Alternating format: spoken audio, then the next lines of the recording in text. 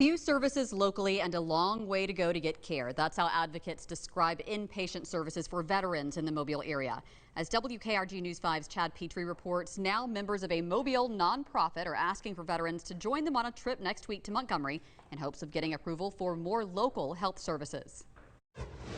Veterans Recovery Resources sits right next door to their big project, the remodeling of an old school building on Spring Hill Avenue, meant to be turned into a 34-bed residential detox and treatment facility for veterans. Veterans are dying by suicide at astronomical rates, 2, 3, 4 times the rate of our civilian counterparts.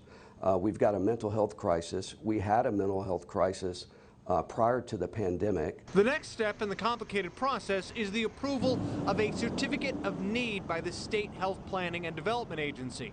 A public hearing slated for July 20th, and they're asking veterans and others to join them to make a statement. When one person stands up and has a cause, it's often ignored.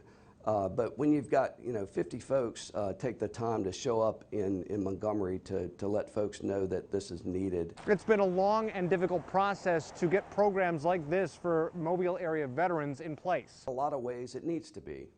This is important stuff, and our state has the mandate to kind of regulate these things, and so it is a process, but it's one that we've navigated. We've gotten a lot of help along the way, a lot of experts truly volunteering their time to help us get this done. If approved, VRR's facility is still months away, and veterans have to travel to places like Biloxi or further for inpatient services. Chad Petrie, WKRG News 5.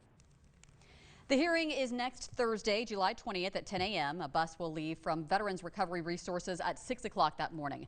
If you need a ride or more information, look for this story on WKRG.com. Just search veteran funding.